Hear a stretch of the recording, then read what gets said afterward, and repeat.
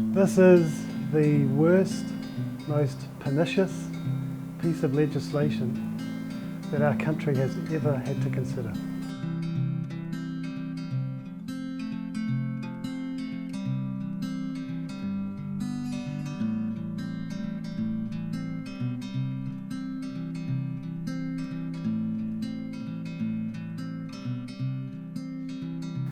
This will fundamentally change our law and a number of our laws. It will give doctors a dangerous power. It will give our state a dangerous power. It will send the utterly wrong message about suicide, and it will devalue and harm the most vulnerable New Zealanders amongst us. Now, I'm a human rights lawyer, and a lot of my work is defending the vulnerable against the state, against state abuse. And when I see a law that is going to fundamentally alter the way that we look at vulnerable people, that is going to enable our government to kill the most vulnerable amongst us, or to help them to kill themselves because they are better off dead, then I can't stay silent, and I won't stay silent. This law, although proclaimed by Mr. Seymour as being for just a few, is going to damage and harm the most vulnerable people amongst us. Our elderly, our terminally ill, those with mental illness, our disabled, physically and intellectually disabled. Those are the people who are going to be most vulnerable by this law. Why? Because it involves a law that tells these most vulnerable people that they are better off dead, that their lives have no value. And this law will mean the law is going to change for all of us, and the law will change all of us. It will change the way that we view our most vulnerable people. Now, if this bill becomes law, it will take us down the same destructive, damaging road that the Netherlands and Belgium have already gone down. We're talking about countries that have made assisted suicide into a public service. Countries that are now full of abuse against the most vulnerable people of those societies. Countries where last year in the Netherlands, 431 people were euthanized by their doctor without their consent. Countries where children are now able to be murdered by doctors with their parents' consent. And countries where euthanasia advocates like Mr. Seymour, who I bet will not stop if this bill becomes law, are now clamouring for all elderly people in the country who are tired of life to be able also to access euthanasia and assisted suicide. That is the slope that it takes us down. Some slopes truly are slippery, and this is one of them. Now, Mr. Seymour promises a number of safeguards in his bill, but we know from the experience in the Netherlands and in Belgium that the safeguards either don't work or very soon they fall away. But let's have a look at the actual safeguards in Mr. Seymour's bill. And I'll tell you a number of real concerns that I have about this bill in terms of how it's constructed and what its impact will be. And, of course, what the safeguards are and how meaningless they are in fact. The first and most obvious problem with this bill is that it's going to be administered and overseen by the Ministry of Health. This is the same government department that is currently vested with trying to prevent suicide in New Zealand, with tens of millions of dollars in its budget. That will be and become the same department that will help vulnerable people to end their lives. Can you imagine the utter confusion that that will generate within the department and without and outside the department? Where you have a department that basically says, look, some of you, we're trying to prevent your death, we're trying to prevent you from killing yourselves, but you guys over here, that's fine. We'll allow you to do that. In fact, we'll even help you do it. Imagine the confusion. Imagine how the conversation will go at the Ministry of Health in future years. We've got to stop suicide in New Zealand. Oh, wait. Oh, they're disabled and they want suicide. Sure, give them the pills. That will be a real conversation, because this is how this proposed law tries to differentiate some from others, but in fact it fails and cannot do so. And then we have the eligibility criteria in Mr. Seymour's bill. And of course, Mr. Seymour claims that this bill is for just a few. Perhaps the first and most obvious fallacy of his argument, because the eligibility criteria make it very clear that tens of thousands, if not hundreds of thousands of New Zealanders will suddenly find themselves eligible for assisted dying or euthanasia under the bill. What is the definition of a medical condition? How many conditions amongst people with medical conditions are irremediable, incurable, serious? How many of them lead to an advanced state of decline in their capability? And how many of them cause that person unbearable suffering? There are many, many people who will suddenly find themselves eligible for euthanasia and assisted suicide, and they will find a healthcare system and a few doctors who are very happy to help them to execute their wishes. And so I do not accept that this bill is just for a few. It will undoubtedly be for many more. You know, the House of Lords, the British House of Lords, in a famous case of Airedale in 1993, grappled with this question of euthanasia and assisted suicide. And it found and concluded that once the law allows euthanasia and assisted suicide for some, there is no logical reason why it shouldn't be extended to others. If it's okay for terminally ill people who are in pain to access it, then why shouldn't non-terminally ill people in pain be able to access it? If it's okay for people in physical pain to access it, then what about people in mental pain? What about people in spiritual pain? And if it's all about pain, then what about people who are just tired of living? And that's what we're now seeing in the Netherlands. Why shouldn't they be able to access it as well? If it's okay for adults, then why shouldn't we allow it for children? And so naturally the law changes over time to allow it for children as well. Currently under this new law, it will be 16 and 17-year-olds who are eligible. But we know that the logic of assisted suicide and euthanasia permits no other outcome than this ever-expanding set of criteria of people who, in David Seymour's minds and the proponents of these laws' minds, should also be eligible, because their lives have no value either, because they're better off dead as well. So we have this, I guess, a logical slippery slope. There is also no requirement in this bill for the person who wants to access euthanasia or assisted suicide to be already accessing medical, psychiatric or palliative care in any way. So that's a real concern. The person isn't even being helped. They don't even need to see their own doctor to be able to initiate a request. And on this question of, you know, Seymour says, well, the whole thing starts with a request by the patient. No, that's just not true. This whole thing will start by a suggestion by the doctor. Why? Because it will become that person's right under law, and then it will become a public service, the delivery of a Ministry of Health guideline to all doctors, that people who now find themselves potentially eligible for death under this bill will be required to be told by their doctors what their options are. And so I don't accept that this starts with a request. Of course, the process starts with the request, but the very idea starts with, in my view, the doctors who are required to now suddenly deliver to their patients this new option of healthcare.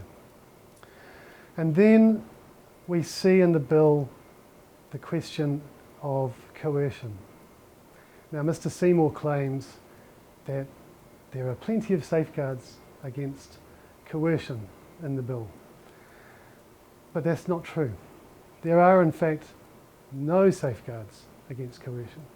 The only claimed safeguard is that a doctor delivering euthanasia or assisted suicide is only required to do their best to ensure that the person is acting free from outside interference. That's all they're required to do their best. Bearing in mind that the majority of New Zealand doctors are not going to want to do this grisly work. They don't want to have any part in the process, although they will find themselves in the process whether they like it or not, and we'll come to that soon. But the doctors who will do this work are people who themselves have no problem with helping vulnerable people to kill themselves or killing them themselves. No problem. Conceptually, ideologically, morally, whatever. They are the ones who will be delivering this service, and they will be the ones who will be ensuring that they do their best to make sure a person is acting freely.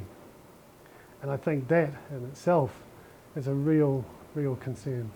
How do we even know whether a person is acting under coercion, whether it be from family, from society, from financial resources, or whatever? How can we even gauge that? And this is one of the real problems. So doing their best is meaningless in my view. It doesn't protect the patient. In fact, the doing their best criterion exists to protect the doctors. And doctors, as we know, under this bill, who act in good faith, are immune from civil or criminal liability. So that is not a protective safeguard for the patient. That is merely a protection and a safeguard for a doctor. And then we have the competency criteria in the bill. And these are very important. Mr. Seymour claims that no depressed people are going to be able to access euthanasia or assisted suicide under this bill. But why not? They meet the criteria. They will meet the criteria. They will have an irremediable condition. Depression is irremediable. It can't be cured. It can be treated, but not necessarily cured, especially severe depression. They will have a grievous condition. They will be, in many cases, in an advanced state of an irreversible decline in their capability. They can't work. They can't function. They can't deal with other people in their lives. And they will, in their own minds, because that's all that matters is their own mind on this question, they will be experiencing unbearable suffering.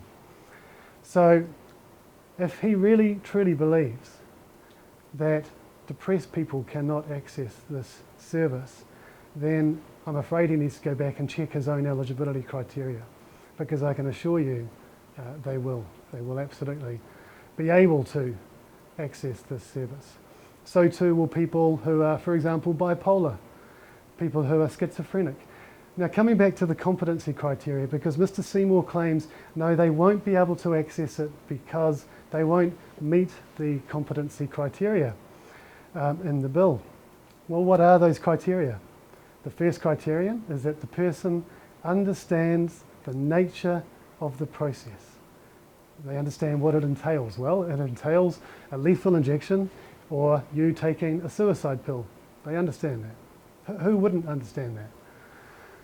And secondly, that they understand that the consequence of them availing themselves of this service is that they will die.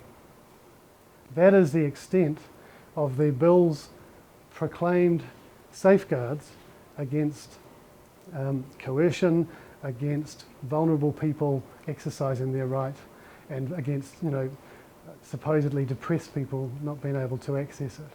So I just don't accept that that is a valid claim. Seymour's bill is also predicated on a number of very pernicious falsehoods. Falsehoods that he has stated in his explanatory note to the bill, falsehoods that he has articulated in public, and falsehoods that have been also circulated by others who support it. The first being that euthanasia and assisted dying, as he calls it, are not actually suicide. They're not actually suicide. And I think this is perhaps the most daring deception of this proposed law. And unfortunately, it's a deception that a large number of New Zealanders have already swallowed hook, line and sinker. And that is gravely troubling to me, to think that people actually believe that this is just assisted dying. You know, his bill uses the term assisted dying 67 times. There is not a single reference in his bill to the word suicide. There is not a single reference in the bill to the word homicide. But under our law, suicide is defined as the intentional taking of a person's life by themselves. Homicide is defined, culpable homicide, as the intentional taking of another person's life, with or without their consent. If Seymour truly believes, and I know that he doesn't, that this bill is just about assisted dying and is not suicide or homicide, then how could it be that the first laws that are going to have to be amended in New Zealand when this bill becomes law, if this bill becomes law, will be the law of homicide, will be the law of aiding and abetting a suicide? Let's talk language clearly. Let's not dress this debate up in nice language and euphemisms. Let's not use and misuse words like assisted dying when in fact it is suicide, when in fact it is homicide. We're talking about a doctor killing their patient. We are talking about a patient killing themselves with their doctor's assistance. That is what the language is. And let's not use words like compassion and dignity, words that I believe don't belong to the proponents of a law that promote suicide or homicide. It's an appalling hijacking of language that doesn't actually belong on their side of the debate, in my view. And then there's another deception within the law, within the explanatory note to the law, and it's the deception that the law will only apply to a few New Zealanders, when in fact, when you look at the eligibility criteria, there are going to be tens, if not hundreds of thousands of New Zealanders who will wake up and find themselves suddenly eligible for euthanasia or assisted suicide under this bill. So it's not just for a few. It can't be for just a few. The language, the logic of assisted suicide and euthanasia permits no other outcome than that there will be this ever-widening set of criteria. And so I don't accept that it's just for a few New Zealanders. The other falsehood in the bill, or in the explanatory note, is that there is some kind of problem with the state of the law in New Zealand. And there is no problem with the state of the law. We have had the laws of murder and suicide and assisted suicide in our law ever since we first became a country. In fact, for hundreds of years beyond it. No civilized society that calls itself civilized could possibly want to amend those fundamental laws that sit at the very heart of our legal system. But this is what this bill will ultimately change. And so to say that there is a problem with the state of the law is to suggest that courts in New Zealand are just utterly confused by the state of play at the moment, because there are a few people who would rather end their lives or commit suicide rather than experience pain. And that is not true. For the last 30 years, our law, our courts, have consistently and clearly applied our law to the situations that they have before them. Situations of mercy killings by people of their closest or their nearest and dearest. They've done it clearly, consistently, and they've applied the principles of sentencing appropriately and indeed compassionately in those circumstances. But it is just not true to say that there is confusion in the state of our law. In fact, in the Seals case, Justice Collins, in a very detailed discourse on the state of our law, applied the law very clearly, very consistently, and made it very clear that what Lucretia Seales wanted to do would amount to homicide on the part of her doctor and would amount to suicide if she did it herself. That's the law, and that is the law that we have. And that law reflects, I think, a value judgment that goes to the very heart of what it is to be a New Zealander. What do we stand for? We don't kill people in this country. We don't help people to kill themselves. It's perverse. It's anathema to our personal and our collective consciences to do that, let alone to legislate a new law that's going to help the state to do it instead of us.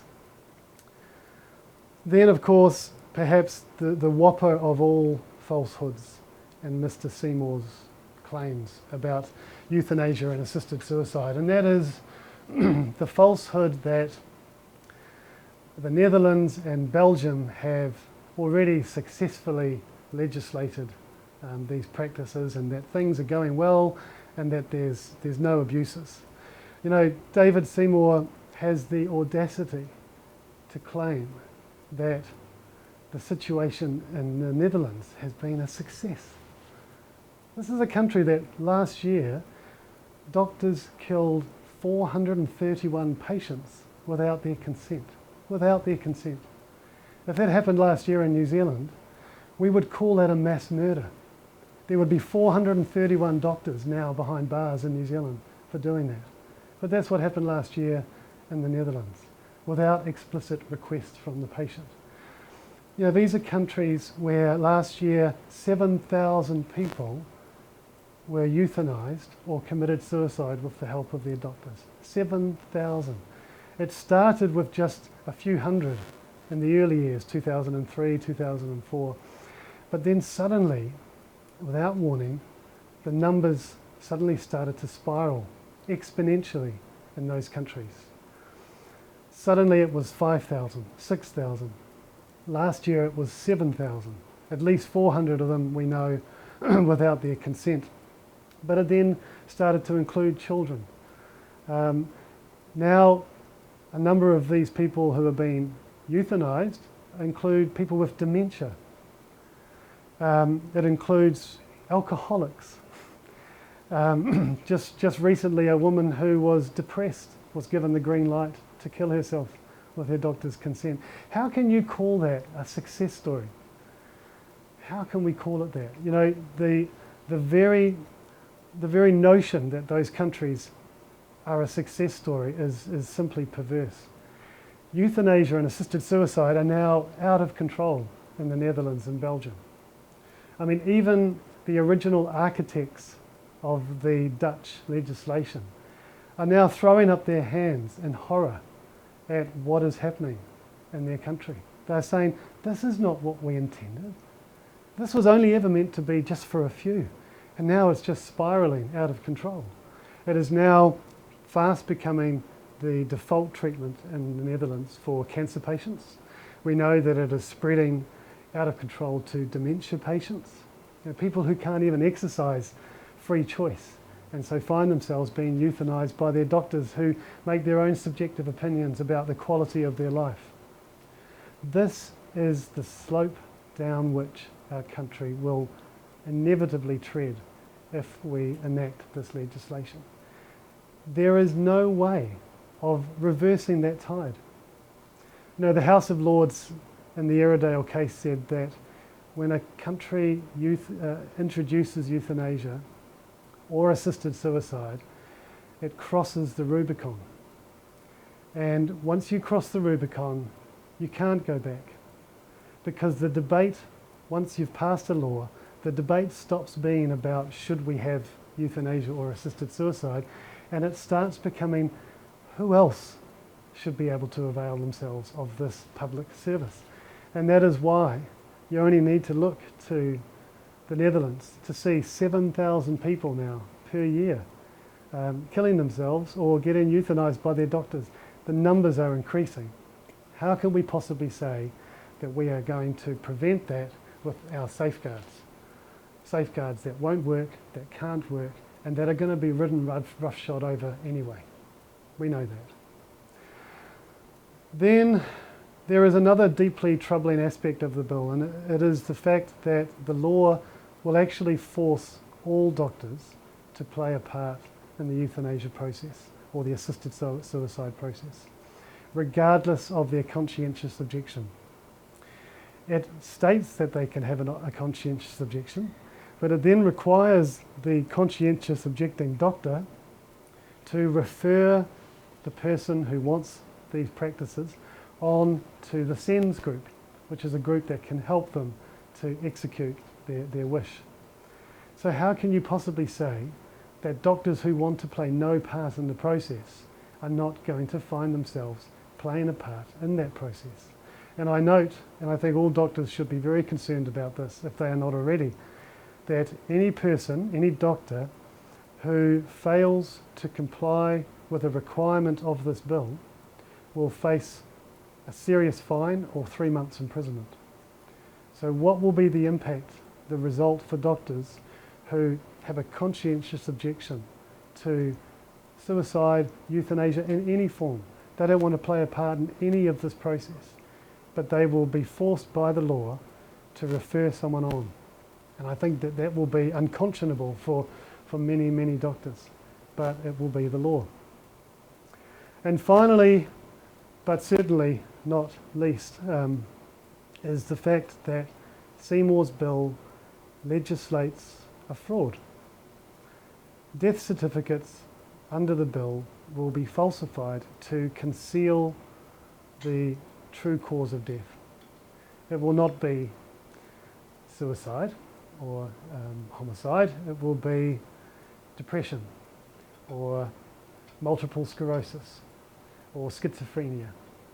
They will be listed as the cause of death. And so we will have an official perpetration of a fraud under our law. I call that the cover-up clause, because that's essentially what it seeks to do. Now, Mr. Seymour and his followers, and even recently some people who want to have this right to assisted suicide or euthanasia, they claim that this is all about my body, my right. But it's not about their body and their right. This is about everybody's problem, everybody's rights. This is a bill that will undoubtedly become a very, very public affair. This is not just a personal or private affair as these people claim it is to be. This is about making suicide into a public service. And I think what the proponents of the bill fail to understand, and even those who stand up publicly and say, I want this, it's all about me and my rights, they fail to see the grossly disproportionate impact that their right, their choice, is going to have on many thousands of other New Zealanders who are in the same position as them, who don't want to avail themselves of that right or that choice, but who will feel over time that they are being compelled to do that. And I think let's have a look at that. Let's have a look at how this bill, if it's made law, will play out. How will it impact society? How will it impact the vulnerable for whom I'm so concerned? And I'll explain. If the bill passes into law, the very first thing that will happen is that the full force of the law will wrap itself around the new right, the new choice, to protect that right, that choice. To protect it from who? To protect it firstly from external interference. And although there is notably the absence of a sort of an interference prohibition in the bill, it's only a matter of time before it even either appears in the bill or will come in, I suppose, surreptitiously through an amendment to Section 41 of our Crimes Act, which currently allows a person under law to assault somebody who is about to commit suicide and not be punished under the law for the crime of assault, because of the public policy reflection in that law that we should be preventing people from killing themselves. That will absolutely have to be amended to make an exclusion for people who are exercising their newfound right to have a medically assisted suicide or euthanasia. And so, coming back to this protection of the right, this is the very first thing. It will inevitably become the case that the law will protect this person from interference. It will have to. And then what happens is that we see the encouragement, the promotion of this new right for all those people to whom who could become eligible to exercise it. There's nothing in the bill that prohibits advertising, promotions, social media, any type of promotion of this new right. And so we're going to see, inevitably, more and more promotion. Now, many doctors, of course, are going to be refusing to play a part in the process, although, of course, they will have to.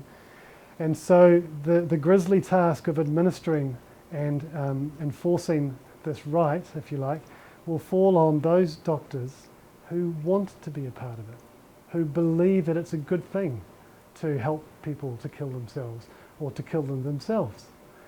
And so how can it be that those doctors will not be encouraging their patients to exercise this new right? I think a lot of people are under the false belief that this new right is going to be a real exception just for only a couple of people, and it's going to be way out here somewhere. But that's not the case. This right will then become promoted as an entirely permissible treatment option. It will be right up there with your right to healthcare, with your right to undergo treatment to cure you of your disease or to try to prevent its spread. It will be another option that will be placed alongside people. So we see the right, its protection, its encouragement, and then what happens? Soon the right, the treatment option becomes socially acceptable. It becomes socially and medically acceptable for a person to avail themselves of their new right to take their own lives or have a doctor take their lives for them. And then over time, the socially acceptable treatment option will then become socially expected. You know, we have in our country a very serious demographic problem. By the year 2030, 1/4 of our population are going to be aged over 60. More and more people are living longer. More and more people are living into their 80s and their 90s. And in the course of those years are developing all kinds of disabilities, illnesses, frailties that will make them eligible under this bill. Project ourselves into the future. We have future governments that will be coming increasingly under pressure to solve this problem of this ever-growing body of aged elderly people who are causing great economic harm to our country by availing themselves of all of our public services. We just can't keep them alive as long as we would like to or as long as they would like to. And then enter euthanasia and assisted suicide. I mean, you know, you don't need to be a rocket scientist to work it out that in the future we are not going to be able to afford to keep so many people alive. And so in a way it's really a perfect storm.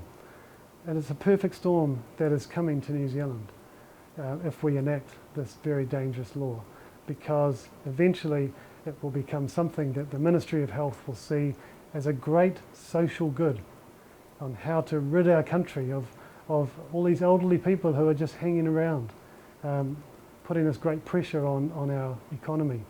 And we don't have enough young people coming through to keep them all alive. And so that is when things get very, very dangerous. That is when the social right, the medical right, then becomes the expected option.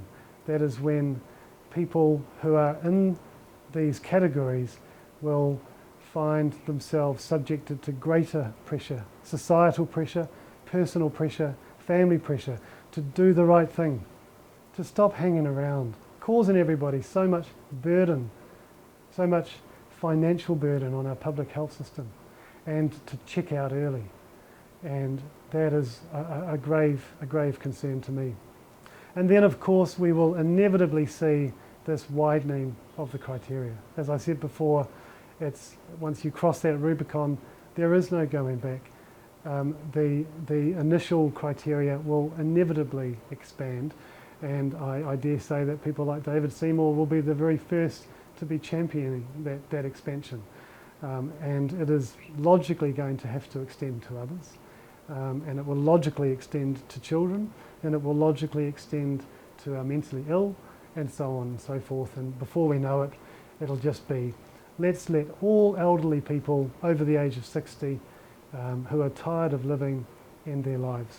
And that is exactly where Netherlands is now, 15 years on, and that's where we will be in 15 years from now. Yes. Does not absolve the doctor from the dictates of their conscience. In fact, it makes them a part of the process. You know, there's no point in me saying to a patient, if I'm a doctor, look, I'm so sorry, I just am deeply opposed to assisted suicide or euthanasia, but I can refer you to somebody who can help you to kill yourselves. That referral in the doctor's mind, in the doctor's conscience, is anathema. It is repulsive, it is repugnant to them. But this bill will force the doctor to refer the patient. Why? Because it's the protection of this patient's new called right to die. And so there is no way out of it unless the bill is changed. So I don't accept Mr. Seymour's claim that conscientiously objecting doctors are going to be able to somehow alleviate their consciences in some way by referring. That makes them a part of the process that they don't want to be a part of.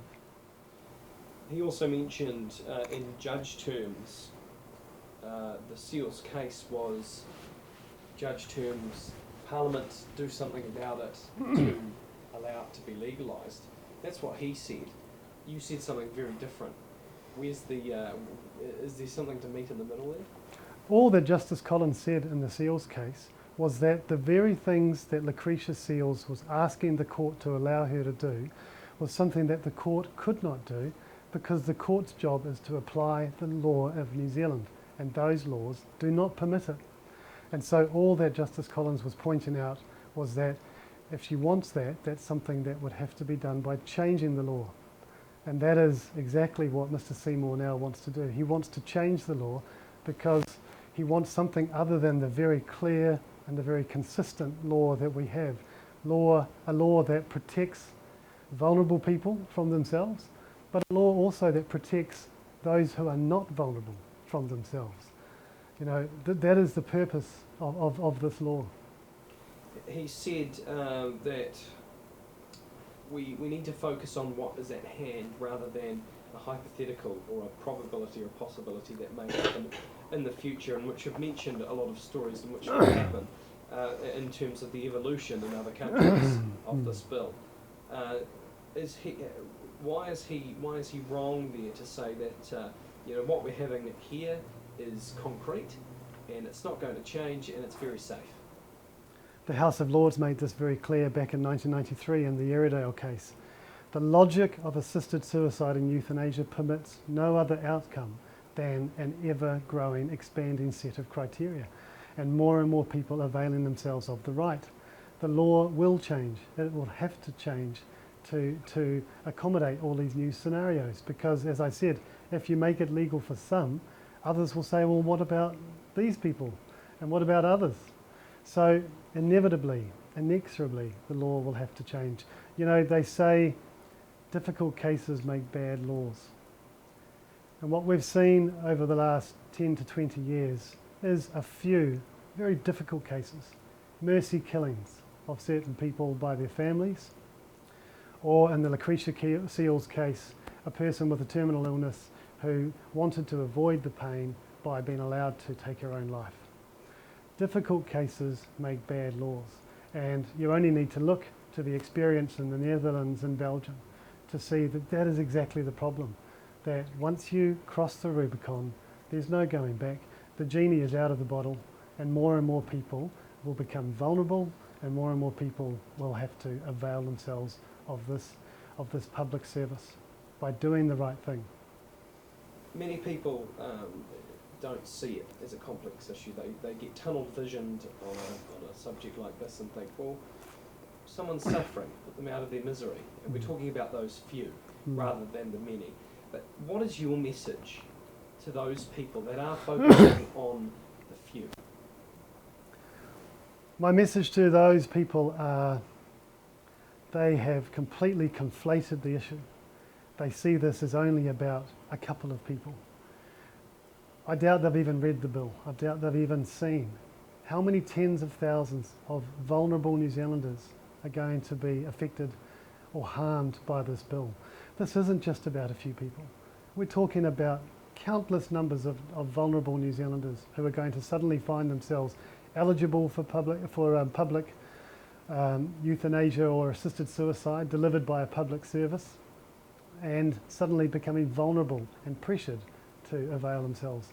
And so for any person who says it's just for a few, I would just say wake up and have a look at how many people overseas are now having to avail themselves of this right, and how it will play out in New Zealand.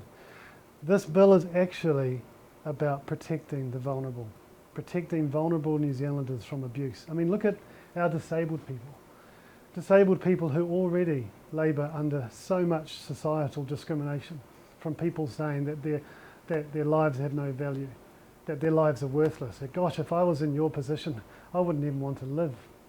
So imagine the impact that a law like this will have, which says, the law says, your life does not have value. You know, and if you want to take it, we'll help you do it. You know, that is morally repugnant. That is so outrageous in the impact that it has on these vulnerable people, that it is something that, as New Zealanders, we shouldn't countenance. So it is not about a few. It is about the rights and the interests of many. On the AM show with Duncan Gunner, David Seymour mentioned that there's a lot of fear-mongering going on by opponents of the bill. There's a lot of fear-mongering going on about stories that just aren't true about what happens overseas. Is he telling the truth? No. But we should be afraid. We should be very afraid of this bill. And I'm not going to apologise for telling people that. What we have here is a handful of politicians in Wellington and a few supporters who think that it's a really good idea to help our government kill the most vulnerable New Zealanders amongst us. That is what is going to be the result of this law. And so we should be very fearful of a law that does that. And now, shifting our focus to the Catholic Church, and obviously that article, in terms of their lobbying against this bill, probably they're at the forefront of societal attack when it comes to an issue like this, because they lobby around it. Are they well within their rights to be doing what they're doing? Absolutely. You know, the Catholic Church will never change its position on these issues. Why? Because the Catholic Church believes that life is sacred. And in fact, it's not just the Catholic Church that has this sort of view of life. The House of Lords in the Airedale case said that life has value. We as a society recognise that life has value, even if the person themselves doesn't believe that. And that's why we try to prevent, as a nation, people from killing themselves, because we place a value on their lives, even in a situation where they don't.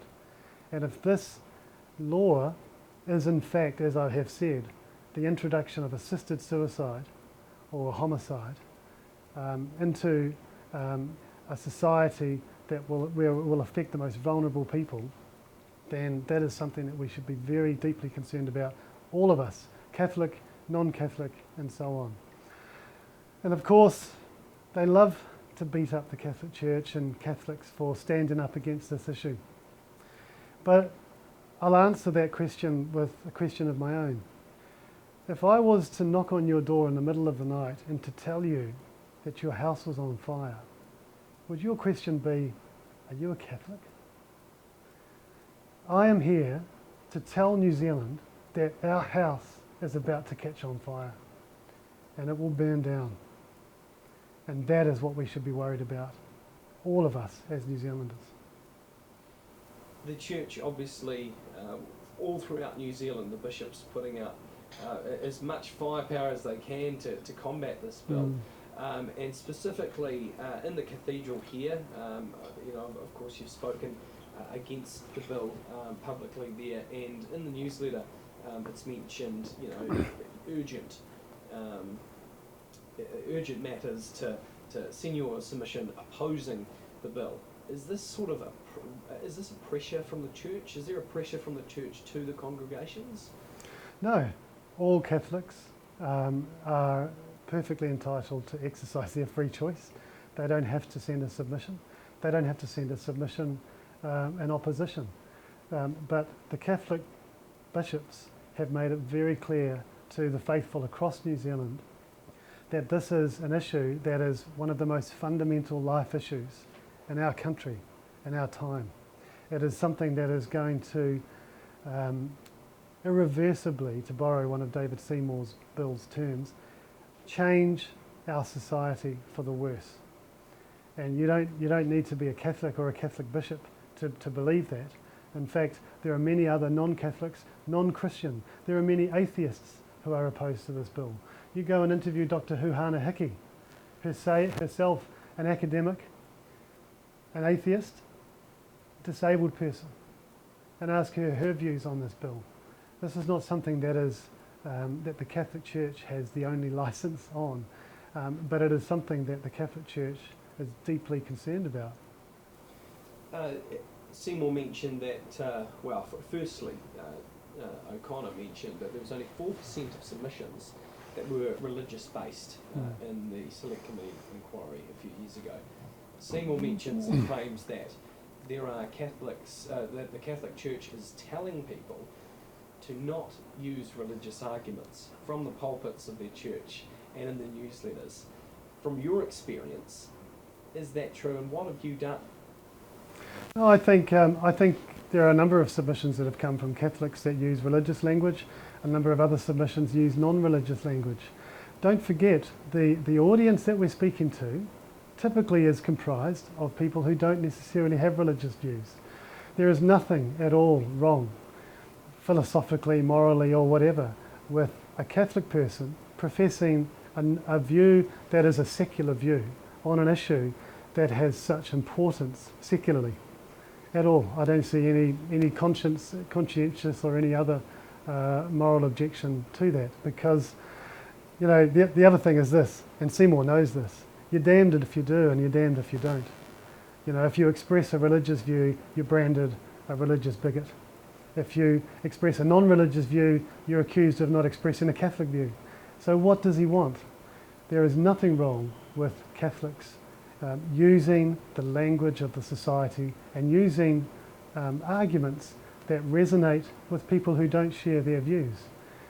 Because, and this is, I guess, the real problem, I think, with Seymour's concern or claims about this, is that the idea that a person who is Catholic cannot express an intelligent position on this because they're somehow blindsided, brainwashed by their religious views. But that is just not the case, and Mr. Seymour knows that very well. And that is in fact why Catholic bodies have sided side by side with non-religious bodies to form the Care Alliance, which is a large group of concerned New Zealand bodies very deeply concerned about the implications of this bill, because they accept that they can share their views with each other, they can express them publicly. They don't necessarily have to be religious views, but they can unite and come up with very similar views. What's your hope for this bill? My hope for this bill is that our democratically elected members of Parliament will kill the bill, that they will kill the bill that kills.